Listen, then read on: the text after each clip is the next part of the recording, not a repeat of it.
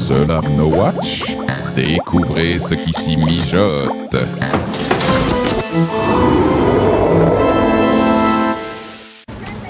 Aujourd'hui, j'ai décidé de prendre une demi-tasse de café, c'est écrit dessus. Une demi-tasse. C'est magnifique, non, n'est-ce pas? Toujours les canettes.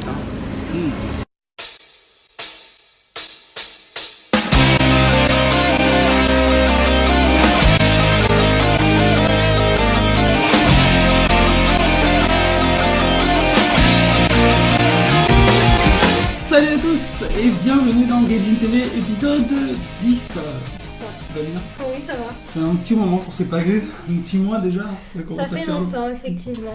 Bon, alors, le sommaire du jour. Aujourd'hui, on va revenir sur une actu quand même, c'est vrai que pas toujours très, très rigolote. On va revenir sur le séisme du 11 mars 2010. C'est vrai que ça a été... en 2011, pardon, ça y est, j'en reviens en arrière. C'est vrai que ça n'a pas été quelque chose de très très gai pour les Japonais. On va y revenir un petit peu. Puis après, on reviendra de l'actu quand même qui est beaucoup plus légère. On va parler de sorties récentes.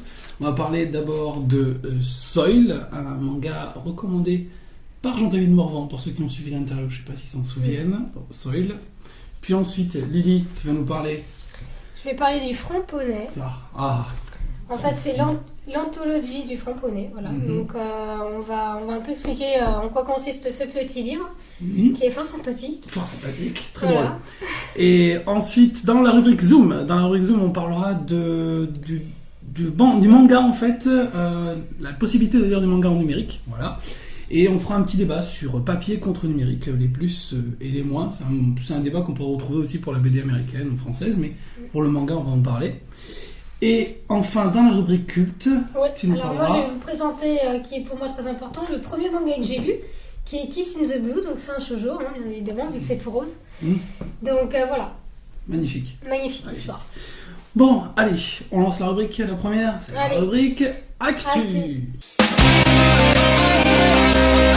Bien, alors dans l'actu, Lily, on va revenir dans un premier temps sur le fameux séisme du 11 mars, donc, qui a fait plusieurs milliers de victimes. Je ne vais pas revenir dans tous les détails, moi je ne suis pas journaliste, je veux juste rappeler en fait les faits. C'est vrai que ce séisme a été assez dramatique, surtout parce qu'il a été suivi par un tsunami assez meurtrier. Et en plus on sait qu'ils ont des problèmes à la centrale nucléaire de Fukushima. Le truc qui m'a un petit peu énervé, c'est qu'au-delà du drame humain en fait, qui touche le Japon, c'est un très grand drame. Les médias français se sont quand même bien acharnés sur le problème du nucléaire. Et il y a un débat franco-français sur le nucléaire qui m'a carrément gavé. Enfin, je sais pas si toi t'en as... Moi, je pense, ça m'a énervé, effectivement, ils en ont parlé. C'est pas non plus une mauvaise idée d'avoir expliqué aux gens qui connaissent pas le danger du nucléaire. Maintenant, est-ce que tu vois, franchement, est-ce que tu penses qu'ils se sont plus concentrés sur ça? Il y a eu quand même pas mal de reportages sur... Pas tant que ça, en fait. Enfin, après, ce que je veux dire, c'est que j'en avais l'impression que l'inquiétude nucléaire l'emportait sur le drame humain. Voilà, c'est le sentiment que j'ai eu. Disons que le drame nucléaire qui s'est passé, ça a quand même fait beaucoup de victimes. Ça a quand même... c'est assez problématique pour une région du Japon. Voilà. Donc en fait c'est lié un peu quoi. Ce que j'ai trouvé déplacé, c'est que le débat sur le nucléaire a été très très mal placé. Enfin c'est pas le moment peut-être d'en parler. On peut relancer le débat, ça c'est pas un problème. Sortir du nucléaire, machin et tout, on fait pas de la politique, on peut en discuter, mais disons que c'était peut-être pas le moment quoi. Enfin je veux dire, il y a des gens qui enterrent leurs morts, il y avait des gens qui étaient sous des décombres, il y avait des disparus, je pense qu'il fallait penser d'abord à ces gens-là. Alors nous le Japon c'est un pays qu'on adore, et on adore les gens qu'on a rencontrés là-bas, et franchement nous on a vraiment été très très touchés. Et voilà, on va pas revenir non plus, on va pas s'éterniser sur ça. Ce qui est intéressant, c'est que toi, Lily, t'as relevé en fait des actions de solidarité c'est quelques-unes donc, qui peuvent être menées donc, pour aider les sinistrés du Japon. Pour ceux, de toute façon, la plupart des gens le savent, il y a la Croix-Rouge, vous pouvez faire un don sur leur site internet. Et il y a aussi Fondation de France, vous pouvez aller également sur leur site internet, on mettra les liens sur le site internet, sur notre blog, pour pouvoir faire des dons. Et il y a quelque chose d'original que j'ai trouvé plutôt sympa et très bien de sa part, c'est Lady Gaga qui a créé en fait un bracelet qui est vendu à partir de 5 €. On peut l'acheter un peu plus cher, tout dépend de combien on veut mettre pour être en solidarité avec le Japon, mais en tout cas c'est des bracelets à partir de 5 € qui sont en fait le symbole d'un bracelet de prière. J'ai trouvé ça super sympa, super bien de sa part d'avoir pris cette initiative. Donc c'est sur le site en fait de la boutique du site internet de Lady Gaga, vous pouvez retrouver ces bracelets en vente. Voilà. D'autres noms dans le site? Non, j'ai relevé que ça vraiment qui est bien. Par contre, il y a un truc très important à dire, c'est qu'effectivement, moi la chose que j'ai voulu rechercher en premier, parce que bon, que ce soit les étudiants ou les personnes qui n'ont pas un super gros salaire, la première chose qu'ils vont chercher à faire, c'est faire un allopass ou envoyer un SMS. Et en fait, la Croix-Rouge a démenti un numéro SMS. Apparemment, sur Internet, il a circulé un numéro SMS de la Croix-Rouge pour faire des dons. Et en fait, c'est de l'arnaque. Hein. Donc, ils n'ont jamais mis en place un numéro pour faire des dons via SMS. Donc, pour ceux qui ne le savent pas, c'est bien de... Ouais, c'est bien de le dire, ouais. Voilà. Qu'ils se font avoir. Voilà. Et si tiens, aussi une autre opération qui a été sympa, c'est Akira Toriyama, le créateur de Dragon Ball, hein, qui a créé une vidéo en fait, qu'on peut regarder sur YouTube. Et alors si je me souviens bien, je ne me rappelle plus les termes exacts parce que je regardais ça vite fait, je crois que pour chaque visionnage de cette vidéo, enfin de cet anime, il y a une partie, pour un nombre de clics, je pense qu'il y a une partie d'argent qui est reversée aux sinistrés du Japon. Donc c'est bien. Il y a beaucoup aussi d'auteurs qui ont fait qui ont donné de l'argent, d'autres qui ont fait des dessins pour le Japon, etc., des ventes aux enchères, enfin, les mangakas se sont pas mal investis. Moi, je trouve dommage de ne pas avoir fait plus de possibilités de faire des dons, autres que justement envoyer un chèque ou passer une carte bleue via Internet. C'est vrai que moi, c'est pas le réflexe que j'ai en premier de prendre la carte bleue. Il y a, ce qui est sympa, c'est aussi de pouvoir acheter des objets qui reverse une partie aux sinistrés, et ça je trouve ça bien. Et là j'ai pas trouvé beaucoup de... Alors il y en a peut-être, on saurait qu'on n'a pas tout fait. Hein. Non, on n'a pas tout fait, mais quand il y a des problèmes comme ça, les médias font plus de... Tu sais, des ventes d'objets ou... Oui, je vois ce que tu veux dire, tout à fait. Bon, alors en plus, sur le Japon, on n'a pas fini, enfin vite fait, on avait rencontré, ceux qui se souviennent de Gaijin TV, je crois que c'était l'épisode 5, on avait rencontré Céline Bonnet qui animait le groupe Bordeaux-Japon et elle nous avait gentiment invité à un cours de cuisine. Alors en ce moment, Céline se trouve au Japon, donc on lui passe d'ailleurs un coucou parce qu'on sait qu'elle regarde le podcast, et on l'a demandé de nous donner ses sentiments, ses impressions sur les événements. Elle a vécu tout là-bas et elle est restée en plus au Japon après le tremblement de terre. Elle n'a pas obéi, en fait, elle n'a pas suivi forcément les recommandations qui disaient de quitter le pays. Et donc on l'a interviewée via Skype. On vous laisse écouter tout de suite l'interview. Maintenant, en fait, concrètement, est-ce que ça a changé quelque chose pour toi dans la façon de vivre en fait de tous les jours? D'accord. Là actuellement, ces derniers jours, c'était mercredi dernier, le 23, donc on pouvait pas, c'était déconseillé par le gouvernement japonais de boire de l'eau de Tokyo parce qu'elle était irradiée.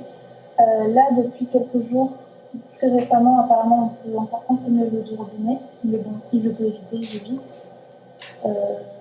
Et puis c'est tout en fait, on fait pas plus attention qu'à normal. Ce qui change beaucoup, c'est quand même les économies d'électricité à Tokyo. Parce que ça change beaucoup, parce que les magasins ferment plus tôt, il y a beaucoup de restaurants qui ferment plus tôt. Ce qui m'a vraiment impressionné, c'est quand je suis allée au Shibuya, donc qui est connu pour son grand carrefour. Ouais, des écrans géants, ouais. Voilà, des écrans géants, plein de lumière, plein de néons. Et là, les écrans géants étaient plus du tout, ne marchaient plus. Les magasins qui ferment normalement à 10h, 11h, étaient fermés. Donc, c'était vraiment, c'était encore un peu éclairé, mais les passages piétons du carrefour n'étaient pas autant éclairés. Et donc là, c'était plus aussi dynamique, on sentait que c'était triste, on sentait que...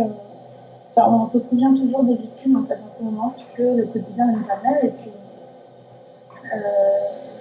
Mais en tout cas, au niveau de la réaction, aujourd'hui, les gens, comme tu dis, se responsabilisent davantage. Ah, complètement, ouais. Je trouve ça très beau au quotidien, et de voir les gens qui sont très solidaires, et puis que ça soit ici, dans notre petite échelle, pour l'économie d'électricité ou de lait, ou sur place, on voit les victimes qui s'organisent tant qu'elles peuvent pour faire en sorte de garder un quotidien assez confortable, même si c'est pas du tout. Ouais, il y a une super solidarité, quoi. Oui, c'est vraiment c'est très solidaire et beaucoup d'entraide. Et même des gens, j'entends des Japonais qui disent qu'ils veulent travailler plus dur pour l'économie du pays, parce qu'on sait que ça va toucher, déjà ça touche les premiers concernés, les victimes. Oui, bien sûr. Qui ont perdu leur maison, qui ont perdu des travail. Et en fait, j'ai vu que dans ton blog, tu as une phrase qui m'a intéressée. Tu as dit « Je comprends ceux qui partent, mais je comprends de plus en plus ceux qui restent ». Et j'aimerais savoir exactement ce que tu as voulu dire derrière ces mots. Parce que les premiers jours, dans ma première réaction, c'était il y aura peut-être il y a de l'explosion au niveau des centrales nucléaires.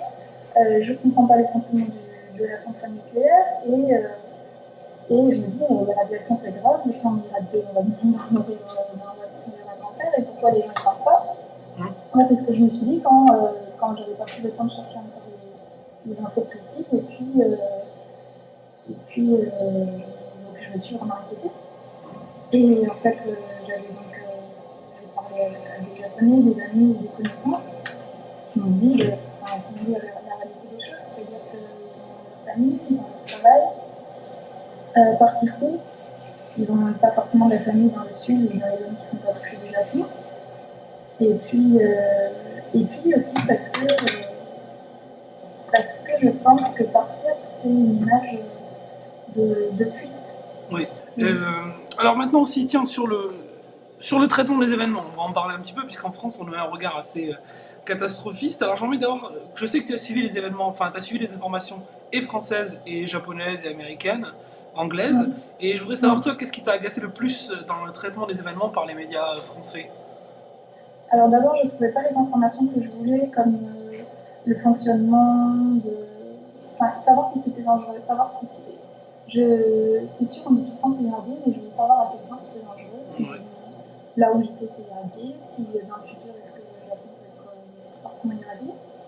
Et je ne trouvais pas ce que je voulais, et aussi, donc voilà, ça manquait de précision, ou alors ça dit beaucoup d'informations, mais sans repères, c'est-à-dire les repères concrets de telle mesure de radiation, qu'est-ce que ça fait pour la santé.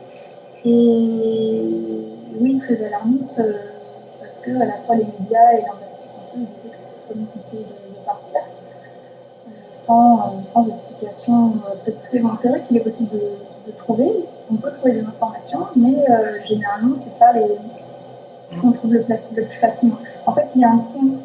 Rien que le ton dans le titre ou dans la façon de parler du journaliste, ça dit à l'avance c'est très dangereux, ceux qui restent ils souffrent.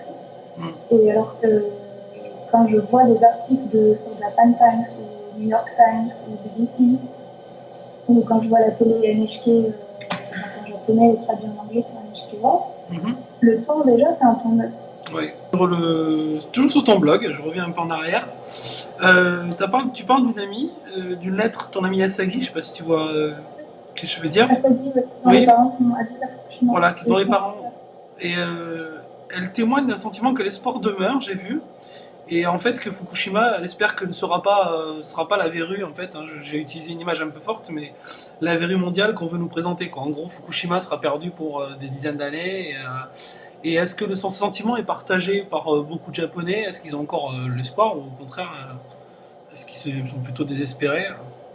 Mais les Japonais, c'est-à-dire parce que les Japonais de Fukushima, les Japonais du reste du Japon... Plutôt de Fukushima, hein, parce que là, c'est ceux-là qui sont les plus concernés.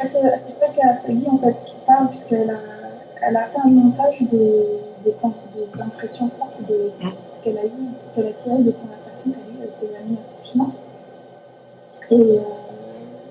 Et donc apparemment, oui, c'est ce qu'elle partage avec ses amis à Fukushima.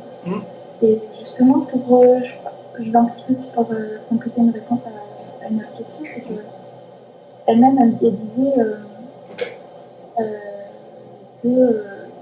que même si des gens comme moi, par exemple, demandent des gens, mais pourquoi tu fais ça, pourquoi tes parents ne parlent pas, c'est que j'ai compris moi-même quand je suis partie dans le sud, c'est pas facile de partir sans savoir, déjà en tout quittant, et en se disant qu'on ne peut pas aider les gens qui, eux, en plus, s'ils partent, c'est vraiment un abandon parce qu'ils abandonnent les gens sur place, qui peuvent aider en restant. Oui. Et s'ils partent, ils ne savent pas s'ils vont revenir retrouver leur connaissance, retrouver la vie d'avant, parce que si c'est éradié, qu'est-ce qu'ils font, ils ne peuvent pas revenir. Ouais.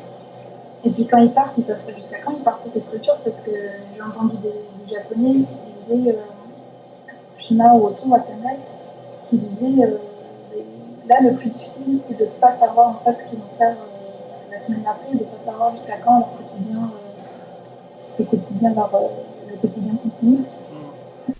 Bon, merci Céline. Maintenant, on passe dans une actu beaucoup plus légère. On va faire ce qu'on sait faire, présenter des mangas. On va commencer par présenter le manga suivant, qui est Soil. Voilà. Alors Soil, c'est de qui? C'est de Atsushi Kameko. C'est sa première grosse traduction en France. C'est un manga qui a été recommandé par Jean-David Normand, donc on en a parlé lorsqu'on l'a rencontré à Angoulême. La VO date de 2004, donc c'est plutôt ancien, et la version française débute seulement. On sait que c'est une série de 11 volumes terminés. D'accord? Et là, en France, c'est sorti chez Ankama. Ankama qui a fait ça. Alors le genre de ce manga, c'est un polar fantastique qu'on peut classer dans le seinen.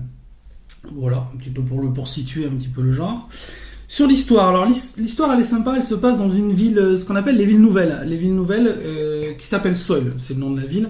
Les villes nouvelles, c'est comme en France, c'est des villes qui ont été créées dans les banlieues, éloignées des grandes villes, des grandes mégalopoles japonaises, pour un petit peu désengorger les centres-villes où il y avait trop d'habitants. Donc on a créé ces villes nouvelles. C'est un petit peu le principe de la ville dortoir en France, mais on le retrouve aussi au Japon. C'est le même principe. Alors, l'histoire commence par quoi? Ça commence par... C'est vrai qu'elle est dure à résumer. Franchement, moi j'ai galéré pour faire le résumé. Alors, ça commence d'abord par une coupure électrique qui est liée à un sabotage. Puis, suite à cette coupure électrique, les événements sont presque simultanés. Il y a une famille qui est apparemment sans histoire, en fait, qui disparaît, mais littéralement, sans laisser de traces. On ne sait pas où ils sont. Le père, la mère et une jeune fille. En même temps, un petit peu après, le lendemain, on va retrouver une montagne de sel, mais parfaitement alignée, dans la cour du lycée. Pas mal, une montagne de sel au milieu du lycée de la ville. Et dans la chambre, une petite montagne de sel, complètement identique, dans la chambre de la petite fille. Enfin, de la fille. C'est une ado quand même. Alors voilà, voilà les événements. Alors en même temps, il se passe d'autres choses, je vais pas raconter tout. Et donc, on a deux flics, un homme et une femme, qui vont enquêter sur... ils viennent au départ pour enquêter sur la disparition de la famille.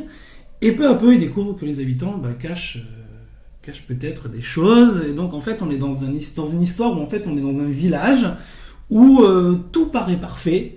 Et en réalité, on a des choses très très louches qui se produisent. Alors, pourquoi j'insiste? Je ne vais pas raconter plus. Pourquoi moi j'aime bien? D'abord, il y a plusieurs choses sympas. Déjà, les personnages, par exemple, sont très travaillés sur leur style. Alors, le dessin, moi, j'aime pas trop. Mais par contre, le style définit bien leur personnalité. Par exemple, les personnages sont tous plus louches les uns que les autres. Ils ont des aspects un peu étranges. Alors là, par exemple, j'ai choisi de vous montrer la mamie qui a le visage brûlé, qui est tout en bas, là. Voilà où j'ai le doigt, tu vois. Donc on a un personnage un petit peu étrange, tu vois, cette mamie a le visage brûlé. On a aussi le maire de la ville, qui a un caractère un petit peu étrange. Là, on voit juste son visage en haut. Donc un homme un peu étrange aussi, on va dire un homme dans la cinquantaine d'années, mais qui est pas forcément, qui est un petit peu louche aussi. Enfin, on a donc pas mal de gens qui ont un caractère bien défini. Les deux flics, c'est pas mal. C'est le flic, le mec, c'est un gros cradingue. Il faut vous dire qu'il passe son temps à se curer à se gratter les boules. Mais par contre il est doué. Et la fille c'est la stagiaire en fait, mais elle est plutôt elle est un peu neuneux, il me semble. Elle est un peu neuneux et en plus elle est extrêmement laide. Alors si vous cherchez une belle fille dans un manga, ça fait penser à de Destin Lisa parce qu'elle a des lunettes pareilles qu'elle. Ouais, elle a des gros binocles. J'ai pas d'image, mais elle est absolument. J'aurais dû prendre. Elle est très très laide. En fait, si vous voulez, c'est Mulder et Scully, mais en carrément moins beau. Enfin, carrément raté. Et justement, je fais un parallèle avec Mulder et Scully. Mulder est un peu plus intelligente. Oui, Scully. Scully, oui, la fille. Pardon. Et je fais un parallèle avec X-Files parce qu'on retrouve un petit peu ce côté X-Files. Je pense que c'est une allusion dans ce manga très clair à X-Files, ceci. Et aussi à Twin Peaks. Là, je me suis rencardé auprès de Sophie, de Season 1, pour lui demander des renseignements sur Twin Peaks, une vieille série que je connais pas forcément très bien. Et elle m'a dit, effectivement, en lui racontant un peu l'histoire de Soil, elle m'a dit, ouais, il y a des similitudes. Je connais pas du tout cette série. Bon. Tu demanderas à Sophie. Voilà. Donc elle m'a dit qu'il y a des similitudes. Alors ça rappelle quand même un peu donc toutes les grandes séries thrillers. Pour ceux qui aiment les genres huis clos ou dans un village où il va se passer des choses étranges, c'est à conseiller. Et ça rappelle aussi ce que j'aime bien moi, dans ce manga, c'est le côté monde parfait qui en fait l'est pas. Pas du tout, parce qu'en fait tous les gens ont forcément quelque chose à cacher derrière leur fenêtre. On suppose qu'il y a quelque chose d'étrange qui se trame. Et la famille sans histoire, on se doute que ils sont peut-être pas sans histoire. Ils ont pas été... Tant sans histoire que ça, on sait pas. Ils ont pas disparu pour rien. Voilà, exactement, on va pas en raconter plus. Alors moi sur les moins, avant de te donner la parole, le graphisme, j'avoue que c'est un peu le point faible, même si je trouve qu'il est intéressant, je trouve qu'il est pas très très joli. Et un petit défaut pour moi, c'est sur la narration. J'avoue que je l'ai lu d'une traite. Je l'ai lu assez rapidement, j'ai dû le lire à peu près en 1 heure. Heureusement, parce que je crois que si j'avais coupé, j'aurais eu du mal à me retrouver. C'est une narration qui est extrêmement puzzle, ça part dans tous les sens, il y a des retours en arrière, il y a des ellipses, donc c'est hyper compliqué, c'est sympa, c'est une narration que j'aime bien, mais disons que si vous coupez, enfin si vous êtes dans votre tram ou RER en train de lire le manga et que vous arrêtez, vous reprenez le soir, vous dites oh là, attends, j'en étais où déjà? Non, c'est un peu compliqué. Donc voilà, c'est un peu le reproche que je voudrais faire. Et puis aussi, c'est une série de 11 tomes, et j'ai peur que les rebondissements viendront à manquer dans les autres tomes. Donc j'attends de voir la suite. Ouais, parce que c'est quand même très dense sur un tome. Alors s'il arrive à maintenir le même rythme... c'est vraiment 11 tomes, Peut-être que ça va être aussi plusieurs histoires, on sait pas, plusieurs petites nouvelles, on n'en sait rien. C'est peut-être plus l'histoire des deux coéquipiers, là. Les flics, Oui, autour de l'histoire, Enfin, le centre de l'histoire c'est Soil, donc à mon avis ça se passe dans la ville, tout se passe dans cette ville quoi. Toi tu l'avais... Alors moi effectivement le dessin ça me correspond pas du tout parce que pour moi c'est pas un dessin vraiment... Pour moi ça reste du schéma en fait. Tu vois ce que je veux dire, il y a qu'un seul trait, il n'y a pas de décor, les traits sont très gros, les contours des personnages sont très gros. C'est vraiment grossier en fait comme dessin et non moi j'aime pas du tout. Enfin,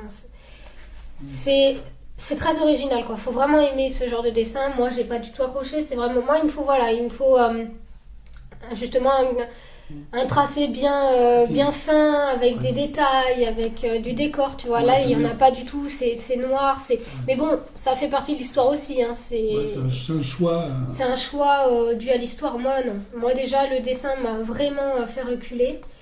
J'ai commencé à le lire, effectivement, moi j'ai pas pu faire comme toi, j'ai pas pu le lire en une seule fois parce que bon, je le lis dans le tramway, je le lis entre midi et 2, je le lis quand j'ai le temps, quoi, comme la plupart des gens aussi. Voilà. Ça, c'est logique.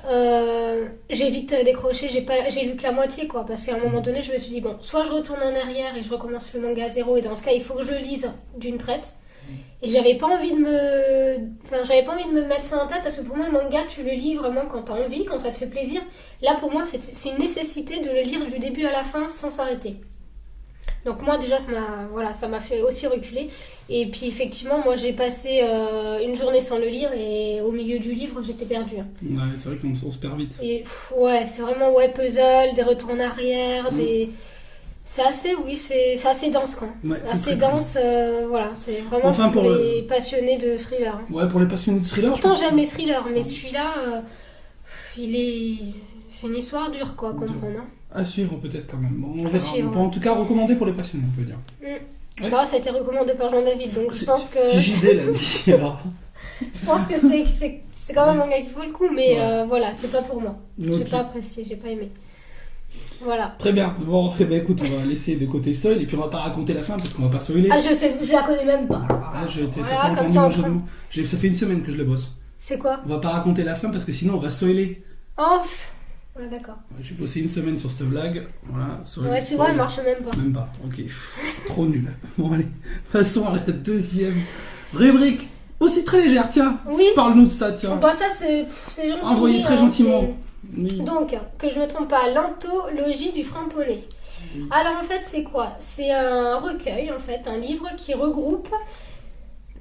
De Florent Georges déjà, faut pas oublier de lui dire comme ça, non? Oui, Florent Georges et Mizuka. Mizuka, il l'a envoyé gentiment. Donc, oui, mais j'allais dire après. Vas-y, excuse-moi. Voilà. Je t'ai coupé. Donc en fait c'est quoi? C'est un recueil de photos, de photographies en fait, qui montrent les devantures de magasins ou dans la rue au Japon avec des écritures françaises, avec du français très très mal écrit, avec beaucoup de fautes d'orthographe, avec par exemple moi, bon, je l'ai pas connu grâce à ce livre, mais quand on a été au Japon, il y a un truc qui m'a un peu choqué, c'est le magasin féminin super connu, super classe qui s'appelle Koku. Alors quand tu vois qu'il y a que des nanas, bon c'est un magasin de filles, hein, donc Koku bien écrit en plus. Hein. Bienvenue chez Koku. Voilà. D'accord. Moi j'avais vu ça, on avait vu ça au Japon, donc Mm. c'est vraiment une chaîne de magasins pour filles à Très Tokyo, connu. quoi, qu'on avait vu à Tokyo, qui s'appelle Koku. Donc voilà, c'est un peu un recueil qui retrace toutes ces petits...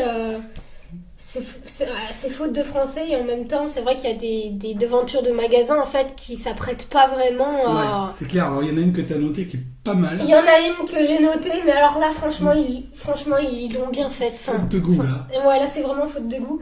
C'est à Hiroshima. Une ardoise de restaurant qui met pour dessert, qui présente son dessert, et son dessert c'est la bombe aux pêches La bombe aux pêches à d'Hiroshima. Hiroshima. Donc j'ai trouvé ça gentil. Enfin gentil, non. Non, mais J'ai là... trouvé ça un peu faute de... manque de Ouais, goût, faute de quoi. goût. La bombe aux pêches d'Hiroshima, ouais. Voilà, alors on va pas trop montrer parce qu'il nous a pas trop donné autorisation. Non, c'est Mais normal. Bon, c'est normal Il y a parce beaucoup de que choses bon, à regarder, hein, quand même. Il y a beaucoup de bonnes voilà. choses. Donc c'est un recueil vraiment super humoristique. C'est rigolo, ça fait vraiment sourire. Moi j'aime bien sa définition du franc-poney, je vais Ouais, la lire. vas-y. Alors le franc-poney en fait c'est quoi? C'est quand les japonais écrivent le français comme des vaches espagnoles. Donc ça en fait c'est génial. Ouais. Voilà, ça veut tout dire. Donc c'est édité chez Omake Books. Alors je sais pas si on le trouve facilement. Est-ce que toi tu sais, parce que c'est toi qui t'es chargé de... Non, je sais que c'est lui-même qui fait sa propre édition, mais enfin en tout cas, on vous enverra le lien vers son blog. Ouais. Et vous pouvez, je pense, le commander via son blog Je pense que directement. sur le blog, ouais. Donc on vous donnera le lien. En tout cas, ouais, moi, Alors j'ai tout est beaucoup en aimé. couleur, c'est ça qui est bien, tout est en couleur, Mm. et ça vaut le prix d'un manga quoi. Donc Oui, c'est pas cher. excessif, hein, tout est en couleur, non mais c'est vraiment marrant. comme il dit, il dit 7 € et après il met moins cher qu'un menu sushi. Il explique, pas mal. Ah, c'est important ça. J'aime bien les présentations aussi. Déjà plus d'1 million d'exemplaires vendus. Entre tout petit, il y a écrit 2 romans de Dan Brown. Ça, j'aime bien Oui, cet c'est humour. très très marrant. J'aime bien C'est cet très humour marrant. assez allumé. C'est Enfin, très bon, ils sont marrant. présentés des trucs géniaux. Ouais, y a pas, enfin, je peux pas montrer. C'est tout le temps, donc ces photos. Ce qui est bien aussi, ce qu'il dit, c'est que les Français n'est pas en reste, hein, parce que finalement, ce genre de bouquin, il existe aussi au Japon pour se moquer des Français qui utilisent la calligraphie japonaise, les kanji ou les hiragana, pour écrire des choses avec d'énormes fautes. Par exemple, le chin-chin d'Aflelou, ça les fait beaucoup rire. Parce que chin-chin, c'est le sexe, normalement, si je me rappelle bien. C'est Ah le- bon tu sais, je crois Ouais, que c'est je le- sais. je crois que c'est le zizi, un truc comme ça, donc ça les fait beaucoup rire quand tu vois Ouais. les Non chin-chin mais là d'Aflelou. franchement ils nous battent sur ce coup là, parce que Ouais. nous on a vu des trucs, Ouais, on en a vu c'est pas du mal. lourd hein. D'accord, oui, Je vous jure que c'est du lourd hein. on a vu des pas mal. Donc c'est bien pour ceux qui ont été au Japon, ça rappelle des souvenirs quand même. Hein. Ouais, c'est vrai, c'est Voilà. des bons souvenirs. Bien, ok, on a fini notre tour. À moins que tu aies Ouais. autre chose à rajouter, non, c'est bon. On Ouais. a fini notre tour de l'actu et donc on va passer tout de suite à la rubrique Zoom. Dans la rubrique Zoom, Ouais. on va parler du manga sur support numérique. Alors c'est vrai que pour aujourd'hui, pour ceux qui veulent lire du manga, il y a de multiples possibilités.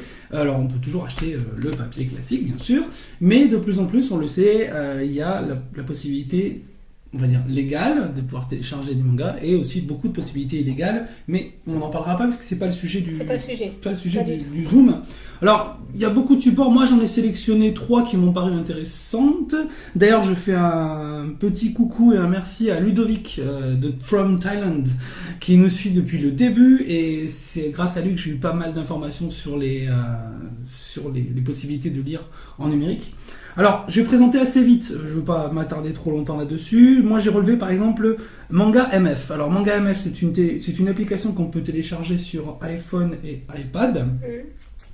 Ça fait partie du groupe d'applications de MangaFox. Ils en ont fait beaucoup, il y a Manga Rock, etc. Enfin, ils en ont fait énormément. Alors souvent, c'est ou gratuit, ou même si c'est payant, c'est jamais très très cher, genre 79,80 centimes.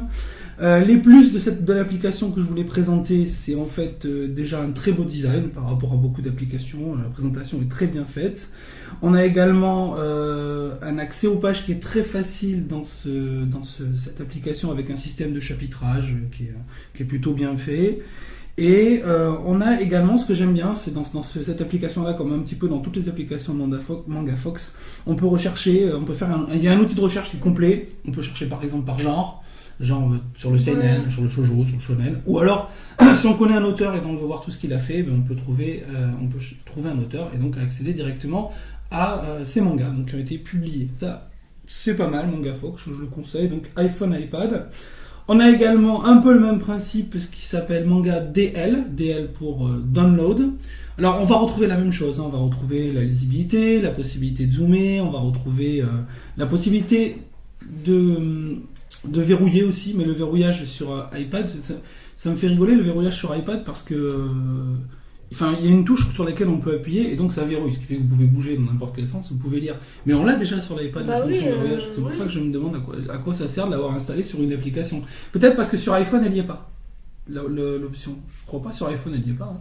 Si elle y est, l'option verrouillage, donc tu vois, ça sert parlé pour rien dire. J'ai parlé pour rien dire. Donc non, si, je veux dire que c'est débile d'avoir mis cette fonction-là. Voilà. Non, c'est vrai. Voilà. Bon, bref. Alors, Manga DL, la seule différence avec MangaFox, c'est qu'on peut se créer sa propre librairie, donc à laquelle on a accès tout le temps, et on peut aussi importer ses fichiers sur son ordinateur. Donc, bon, c'est pas plus mal pour pouvoir les lire ensuite. Voilà.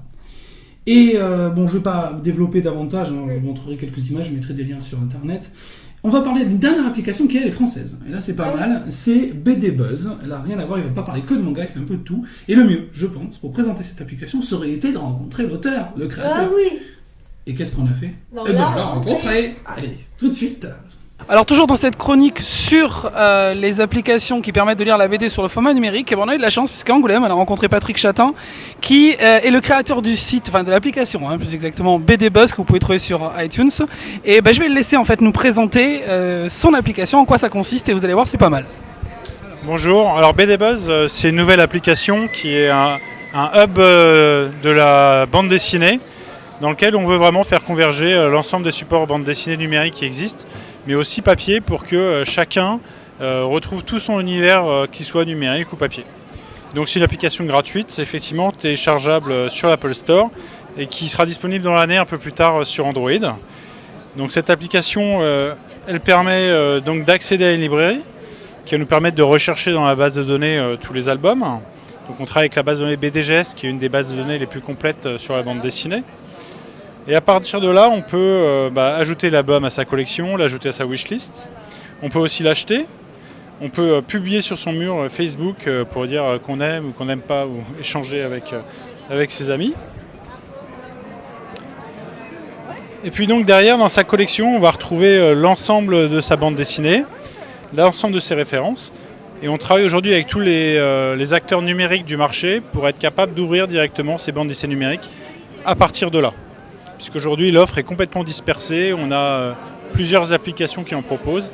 L'objectif est bien de faire converger tout ça. Et puis on a une partie éditoriale qui est très fournie, dans laquelle on va proposer les nouveautés. Donc ici on peut voir tous les mangas qui sortent ce mois-ci, avec la couverture, quelques informations, parfois un résumé du manga. On va aussi avoir des news globalement sur la bande dessinée, des chroniques, et puis ce qui est assez sympa, on va avoir des previews, on va pouvoir lire des extraits de bande dessinée de 7 à 8 pages, avec vraiment un confort de lecture qui est sympa. On peut zoomer sur les bulles. Voilà, on a des possibilités de naviguer entre les pages avec un cover flow. Enfin, vraiment une expérience qui commence à être agréable sur la bande dessinée numérique. Et puis cerise sur le gâteau, tous ces extraits, on peut les conserver, les lier à ces albums dans la collection, pour pouvoir par la suite, quand on cherche des albums dans sa collection, toujours avoir ces 7-8 pages qui permettent de fouiller un peu rapidement. Et en fait, l'application est gratuite, mais donc les œuvres, faut quand même les payer. C'est autour de combien à peu près? Enfin, ça dépend des œuvres, vous allez me dire. Alors effectivement, aujourd'hui on ne peut pas encore acheter les bandes dessinées numériques à partir de notre application. On va le pouvoir dans quelques mois.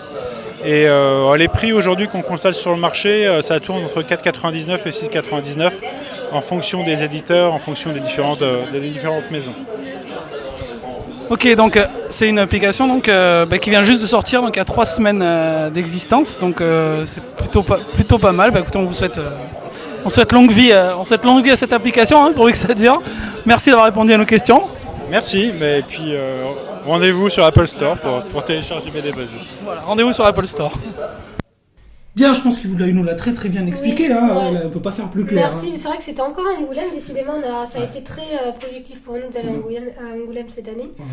Donc tu vois, On on a bien fait d'y aller. Oui, et donc on souhaite aussi pas mal de bonnes choses à BD Buzz, parce qu'il a quand même pas Oui, mal... c'est très bien. Il a pas mal investi. C'est français en plus, donc c'est bien. Et puis l'idée de vouloir recouper les œuvres, etc., enfin, Ouais. c'est une très très bonne idée. Donc pour les gens qui veulent consulter tout un tas d'œuvres très très différentes du comics, du manga, de la BD, c'est vraiment très très bien. Bon, pour en venir quand même à un aspect important de la chose, parce que là j'ai parlé des mangas numériques, mais je sais, de sources sûres, que tu n'es pas une très grande fan de la lecture sur Non. iPad. Non, j'ai du mal. Qu'est-ce qui t'en Je sais empêche? pas, je suis peut-être mémée dans ma tête, j'en sais rien, peut-être. Mais j'ai du mal déjà à lire sur un écran. C'est déjà réticent pour moi de lire sur un écran. C'est peut-être aussi un manque d'habitude, soit. Mais moi, ce qui me dérange le plus, c'est que voilà, j'ai pas le contact avec le papier, je peux pas tourner les pages vraiment comme sur le papier. Je peux pas faire ma collection non plus dans mon étagère, donc voilà. Non, moi, c'est pas encore pour moi. Je suis pas encore prête psychologiquement à lire sur le numérique. Est-ce que beaucoup de gens disent c'est ça, c'est le côté collectionneur un peu Voilà. qui disparaît. Avoir tout sur son Le écran, plaisir que tu as à acheter des mangas, c'est aussi de collectionner ta série et de finir une série. Alors d'accord, tu peux le faire sur numérique parce que tu as e-book qui classe bien, les livres dans ses petites étagères, mais bon, voilà, ça reste du virtuel. Et voilà, et le jour où ton iPad il tombe dans les toilettes ou tu le fais tomber à la mer ou à la rivière, comment tu fais? Tiens, une mouche. Alors je sais qu'apparemment on peut quand même récupérer nos dossiers, nos téléchargements sur iTunes d'un De toute façon, ordinateur. si tu c'est ça synchronises avec ton Mac, tu vas Voilà. partout. Ouais, mais bon, voilà. Comme ça, au moins, on peut le passer à la voisine, on peut le passer à une copine, c'est génial. Alors que là, bon, tu peux pas trop prêter, quoi. Ouais, l'iPad, ça se prête pas. Bah c'est- non, c'est ça un se peu prête comme pas, les hein. consoles. Non, c'est pas pour moi, j'ai du mal. Bah moi, je vais défendre le numérique. Bah, pour moi, je trouve qu'il y a un côté pratique déjà dans les transports. T'as intérêt à avoir du lourd, hein. Vas-y. Bah pour moi, déjà, un côté pratique dans les transports. Beaucoup de gens lisent dans les transports et finalement, t'as ta Le bibliothèque. format.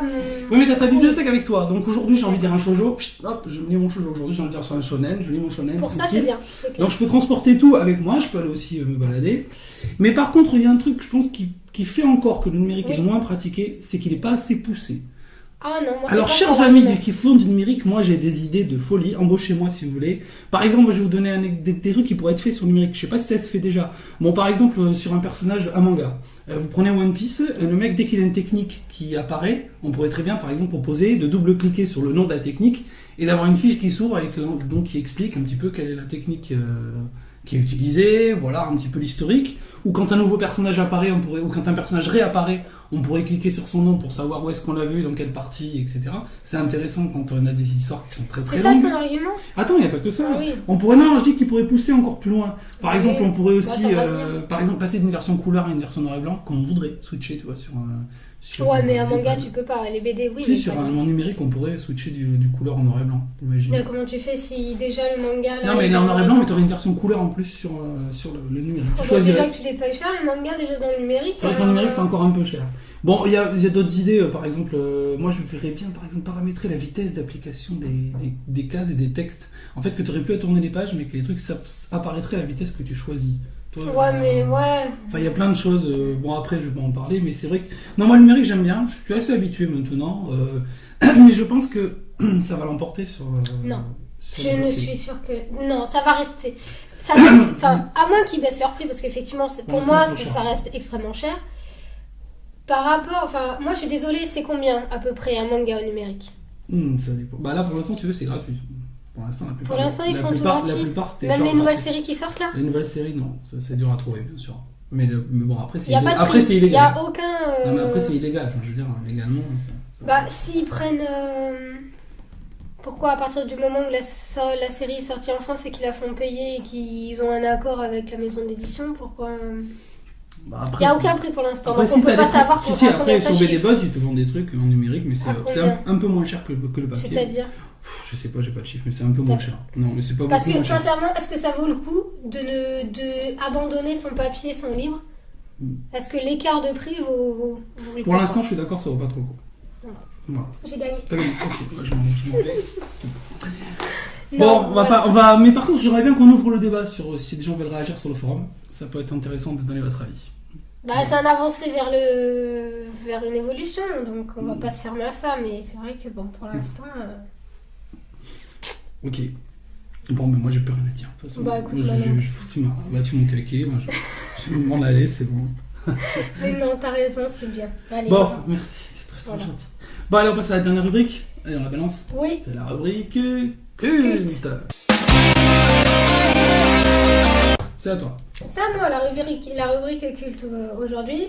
Je vais vous présenter Kiss in the Blue. C'est un manga qui date pas d'aujourd'hui, hein, c'est un manga qui est sorti en 98 en France. Ça a été écrit par Kao Miyazaka, donc c'est quand même une mangaka qui est assez connue parce qu'elle a écrit Carry First Love, Benichu Shoujo et plus récemment A Romantic Love Story pour celles ou ceux qui connaissent. Et en fait, ça raconte l'histoire d'une jeune fille qui s'appelle Saeki, qui est lycéenne, qui est très centrée sur ses études, qui est très timide comme beaucoup de filles japonaises dans les shoujo. Et en fait, ses parents sont divorcés et elle voit son père très très rarement. Et en plus de ça, elle est très très mal dans sa peau également. Pourquoi ? Parce qu'en fait, elle a un trou de mémoire. Elle a perdu la mémoire par rapport à une histoire qui s'est passée dans sa vie, dont elle a totalement occulté. Donc elle ne se rappelle plus du tout ce qui s'est passé. Et ça l'handicape énormément tous les jours. Parce que justement, le fait d'avoir un trou de mémoire, d'avoir perdu la mémoire à certains moments donnés, elle sent que c'est quelque chose quand même qui n'est pas facile à vivre. Elle sent que c'est quelque chose qui n'est pas positif. Et donc, elle cherche à savoir justement ce qui lui est arrivé. Mais toute seule, on voit au début de l'histoire, elle n'y arrive pas. Elle n'arrive pas à se rappeler ce qui s'est passé. Et donc, sa meilleure amie, pour essayer de lui changer les idées et un petit peu de lui sortir de ses cahiers d'école, elle lui donne rendez-vous avec un inconnu dans un bar. Et pour faire connaissance avec un garçon, pour essayer de lui trouver un petit ami. Et en fait, là, elle se retrouve avec un groupe de garçons qui sont pas très recommandables d'ailleurs, dans un endroit pas du tout fréquentable, dans un bar un peu louche. Et là, tout à coup, il y a un jeune garçon de son âge qui vient lui venir en aide. Et plus tard dans l'histoire, elle s'aperçoit que ce garçon va lui permettre de retrouver la mémoire. Donc grâce à lui, on va savoir ce qui s'est passé dans sa vie passée, qu'est-ce qui s'est passé, pourquoi elle a refoulé un souvenir assez dramatique. Et en même temps, elle va découvrir pourquoi son père est aussi absent. Donc c'est un shoujo, une belle histoire d'amour. Et en même temps, il y a une histoire policière, un peu une histoire de suspense, de thriller, qui se mêle à tout ça et qui tient la route, qui est quand même sympa. Donc c'est un manga qui est en 4 tomes, donc c'est pas une histoire trop longue. Et c'est édité donc chez Panini. Panini Manga. Donc moi j'ai adoré ce manga parce qu'en plus c'est le premier que j'ai lu. Donc ça reste mon premier manga.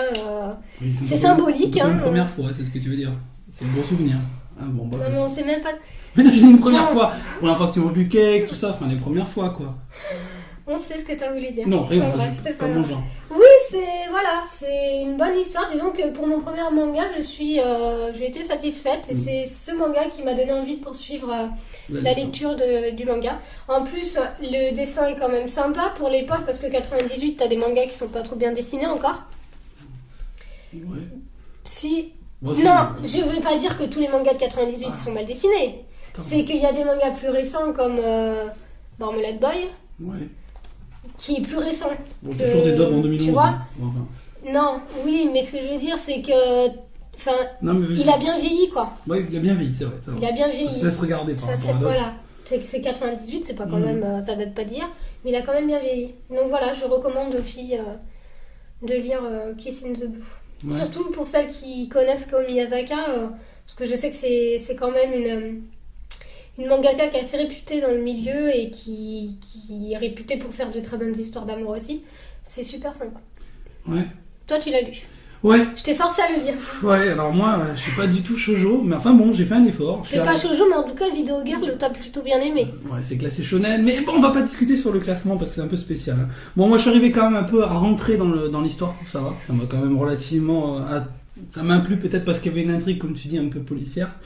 C'est pas trop gnangnan par rapport à d'autres Non, shoujo, ça va quoi. Le Justement, côté... Kao Miyazaka est réputé pour pas que ce soit gnangnan. Hein. Ouais, c'est vrai que des fois, il y a certains shoujo, c'est lourd. Bon, Quoique, par rapport à Carry First Love, c'est hyper... Là, c'est beaucoup plus gnangnan. Là, c'est un petit peu plus... Carry First Love, c'est plus gnangnan, tu veux dire. Oui, c'est Oui, ça. bah Là, ça, non, c'est beaucoup que moins. de l'histoire d'amour. Après, je trouve que c'est un côté Roméo et Juliette un peu déjà vu, hein, les deux familles qui se détestent, machin et tout, ça reste quand même pour moi assez classique. Et alors par contre, non, le seul point négatif, vraiment, moi je peux pas, et je te l'ai déjà dit, c'est la narration shoujo, la mise en page shoujo. Pas la narration, parce que la narration ça va. La mise en page shoujo, je peux pas. Quand les bulles sont pas attitrées à un personnage. Mais ça, tu le vois partout. Non, tu le vois partout. Mais c'est souvent chez les shoujo en tout cas. Et dans le dernier manga que j'ai lu hier, oui. Tu sais lequel c'est? Oui. Ça y est. Non, il est là en plus. Enfin, oui, il est là, mais tu l'as. Mais ce que je veux te dire surtout, c'est dans la mise en page en plus shoujo, tu vois, c'est souvent le découpage des cases, etc. Moi, c'est quelque chose qui me plaît pas trop. Après, bon, c'est un choix. Rien d'exceptionnel. Hein. Non, moi j'aime pas trop cette. Je vois pas ce que tu veux dire. Là. Bah, le shoujo, c'est souvent comme ça, les bulles non attitrées, la mise en page un peu. Comment t'expliquer?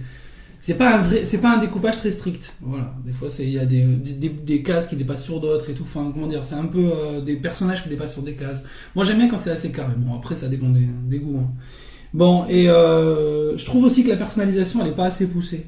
Comment ça ? Non, je trouve par exemple que l'héroïne, elle est bien faite. Tu la reconnais tout de suite. Tu parles du dessin ? Du dessin, pardon, le carré. Ah oui. Alors que les autres personnages se ressemblent énormément. Il faut faire la différence sur les coupes de cheveux. Oui. Et je trouve ça limite. Alors ça, c'est le dessin de Komi Miyazaki. Même sur Carrie First Love, ça porte à confusion au niveau des personnages. C'est ça qui m'énerve parce que autant elle, bon, ça va. Le personnage principal, c'est bien, mais alors les autres personnages, je suis là, mais les garçons surtout. C'est quoi les mecs ? Et c'est qui ce mec ? Ils se ressemblent tous les mecs. Oui, non, ça je suis d'accord. Stéréotypés, la même taille, ils font tous 1m80, ils sont beaux et blonds quoi. Enfin, t'arrives à mesurer la taille des personnages. Ouais. Ils font tous autour d'1m80. Je dis pas ça parce que je me sens un peu plus petit, hein, même quoique.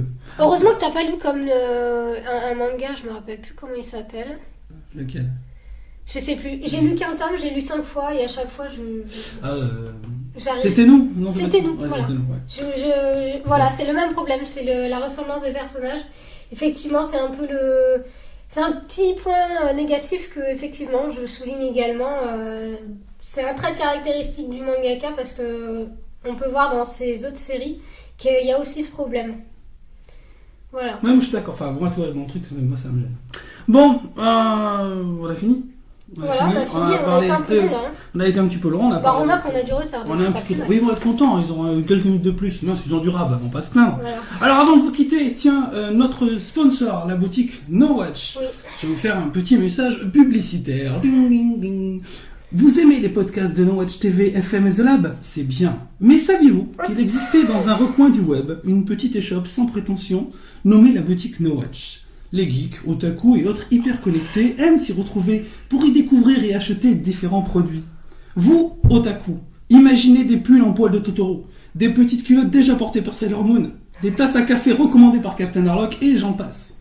Alors, venez soutenir vos podcasts préférés en vous rendant sur la boutique No Watch. Bientôt, Gaijin TV y aura d'ailleurs son petit étalage. Et promis, Mag vous y proposera une sélection de strings hallucinante. Jamais porté. Jamais porté. Bien. Donc rendez-vous sur la boutique No Watch très rapidement. Tu sais que ça me fait penser à l'émission sur la 6 là, qu'on vend des trucs, tu sais, le truc un peu débile qui existe depuis des années. Téléshopping. Et voilà. Voilà. C'est un petit peu fait exprès. On va être envoyé No Watch sur ce coup-là. Bon, c'est bon. Allez, on vous laisse. À plus. À plus.